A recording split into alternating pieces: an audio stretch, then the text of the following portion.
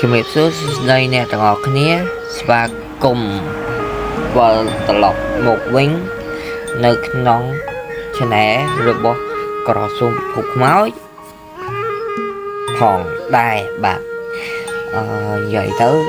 មុននឹងចូលសាច់រឿងខ្ញុំបាទសូមបាទតោដល់បដាដែលខ្ញុំនិយាយអីខ្វះខាតខ្វះលួសដែលនៅក្នុងនៅក្នុង account TikTok របស់ខ្ញុំបាទតតែម្ដងនិយាយទៅឥឡូវខ្ញុំនិយាយពីពាក់ព័ន្ធនឹងអាគមបន្តិចអ្នកទាំងអស់គ្នា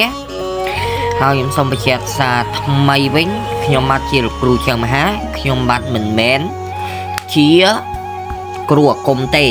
ប្រាប់បញ្ជាក់ហើយបងប្អូនបាទ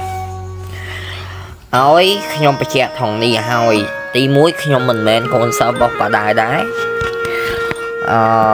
ខ្ញុំគ្រាន់តែអ្នករាប់អានជាមួយគាត់ខ្ញុំ fan គាត់មួយរូបដែលតាមដាននៅក្នុង channel YouTube របស់គាត់បាទខ្ញុំ fan គាត់យូរហើយចឹងហើយមួយបដាខ្ញុំស្រឡាញ់គាត់ចឹងហើយខ្ញុំស្រឡាញ់ជួយចិត្តគាត់បាទខ្ញុំហៅគាត់ជាប៉ាជាឪយាយចឹងទៅបាទ fan គាត់មួយចំនួនដឹងហើយបាទអរគុណហ្នឹងហើយអ្នកនរគ្នាកុំភ្លេចចូលជួយ subscribe ហើយ channel YouTube ខ្ញុំមួយផងបាទឥឡូវខ្ញុំនិយាយពាក់ព័ន្ធជាមួយអាគមបន្តិចហើយមានបងមួយចំនួនដែលគាត់ឆាតមកសួរខ្ញុំថា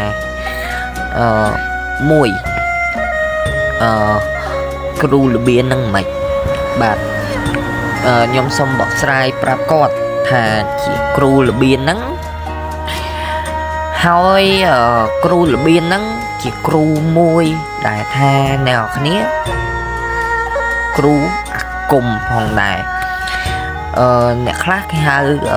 ភាសាមួយទៀតគឺមុនខ្មៅយល់នៅខ្ញុំនិយាយអត់